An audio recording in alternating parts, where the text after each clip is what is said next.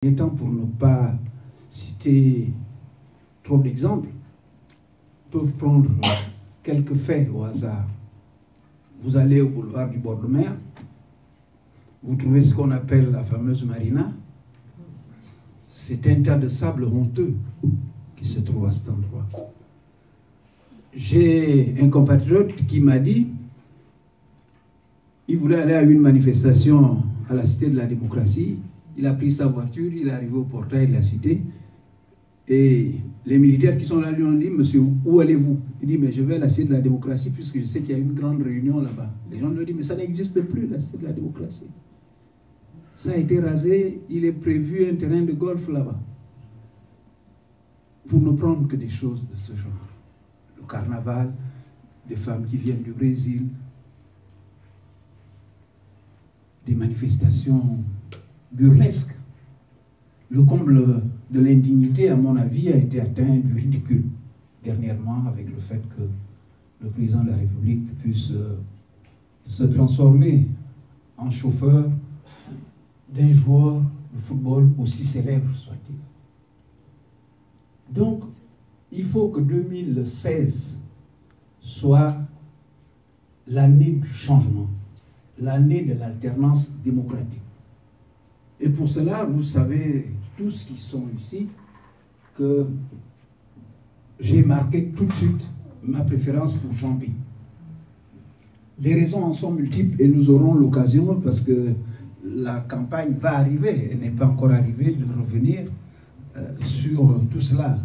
Mais à l'occasion des tournées avec M. Ping, notamment de la grande tournée que nous avons effectuée il y a quelque temps dans la province du Haut-Thème, j'ai développé beaucoup de thèmes là-dessus.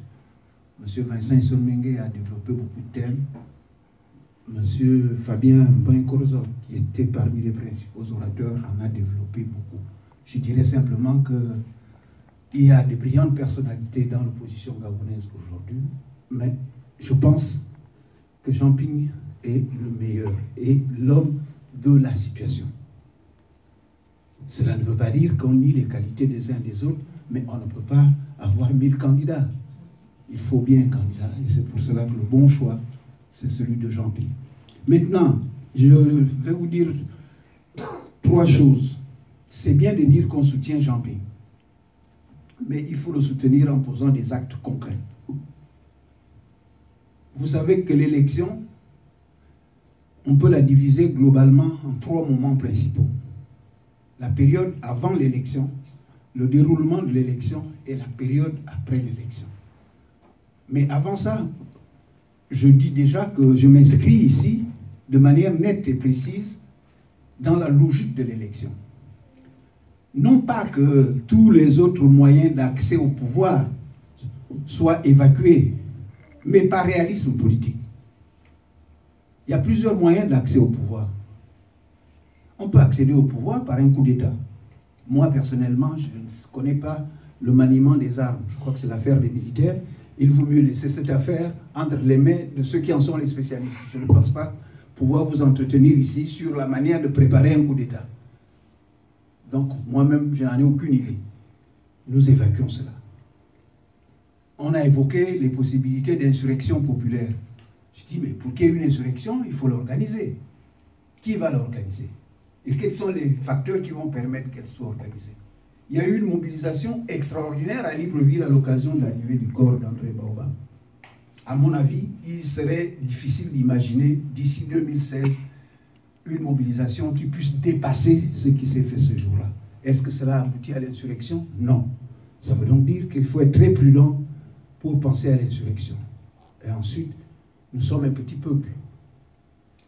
Vous savez, il y a des pays beaucoup plus peuplés où lorsqu'il y a 2, 3, 4 morts, c'est dérisoire. Mais au Gabon, quand il y a 5 morts, vous pouvez dire que toutes les familles gabonaises sont touchées. Donc, les stratégies s'arrêtent en fonction des réalités historiques, culturelles, sociales des pays. Il y en a, nous avons pensé tous à la destitution. C'est toujours en cours à partir de ce que M. Ping, de manière élégante, dans son message tout à l'heure, a parlé des difficultés d'identification du président de la République. Nous savons de quoi il retourne là-dessus. Mais nous nous battons toujours sur cette question. J'ai suivi vos divers mouvements ici, les déplacements sur Nantes, etc. Mais nous devons bien voir qu'il n'est pas sûr que tout en continuant cette démarche qui est tout à fait fondée de contester la nationalité du président de la République actuelle, que cette démarche aboutisse avant l'échéance constitutionnelle de 2016.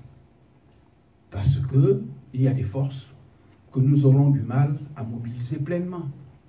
Il y a des pays qui ont reconnu l'actuel président de la République, il est pratiquement en fin de mandat, ce ne sera pas très évident de les amener à adopter comme position qu'on ne le reconnaît plus. Il y a beaucoup de choses qu'il faut voir. Mais la légitimité de ce combat, nous la soutenons. Je suis, derrière M. Jean-Pierre, avec lui, de ceux qui pensent qu'il faut soutenir l'exigence d'un dialogue inclusif. Nous avons là-dessus dit que nous sommes prêts à aller au dialogue s'il est dirigé par la Troïka que constituent les Nations Unies, l'Union africaine et l'Union européenne. Les représentants de ces entités sont au Gabon. Nous avons été reçus.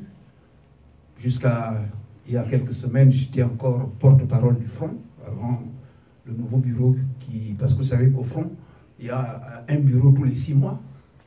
Mais j'ai fait partie avec beaucoup d'autres de délégations qui sont allées rencontrer l'Union européenne pour poser ce problème. C'est d'ailleurs le vœu de l'Union européenne, le vœu des Nations Unies, qu'il y ait un dialogue inclusif.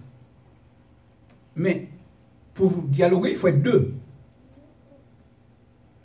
La réponse qui a été donnée par les émergents jusqu'à présent, c'est de dire il peut y avoir discussion, mais rien que dans le cadre du CND.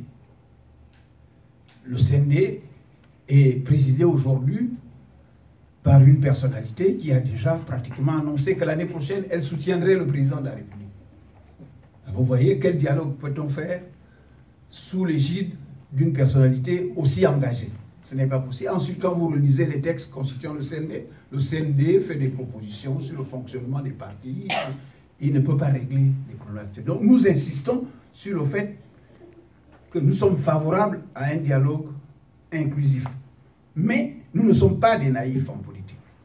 Et il ne faut pas être naïf. C'est pour cela qu'il faut travailler dans l'optique du fait que constitutionnellement en 2016, l'élection présidentielle aura lieu. Transparence bien réalisée ou pas. Aujourd'hui, j'entends dans l'opposition gabonaise des slogans du genre « pas de transparence, pas d'élection ». Pas de transparence, pas d'élection, ça peut vouloir dire seulement deux choses. Soit pas de transparence, pas d'élection, ça veut dire que la force politique qui lance ce slogan dit « moi je ne participerai pas aux élections s'il n'y a pas la transparence électorale ». C'est ce que ça veut dire. Mais ça peut vouloir aussi dire que cette force politique estime avoir les capacités d'empêcher que l'élection elle-même se déroule. Ceux qui ont pratiqué cette politique depuis des années, ça aboutit à quoi? Parce que réellement, ils boycottent les élections. Mais quand ils boycottent les élections, est-ce que les élections n'ont pas eu lieu? Elles ont toujours eu lieu.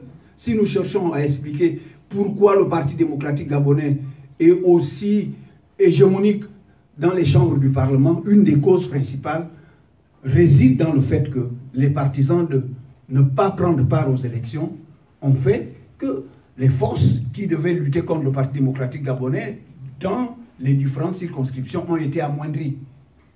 Moi qui vous parle, j'ai été élu 4 fois député de la commune de Bitam, mais je reconnais que l'élection la plus facile que j'ai eue, c'est en 2011.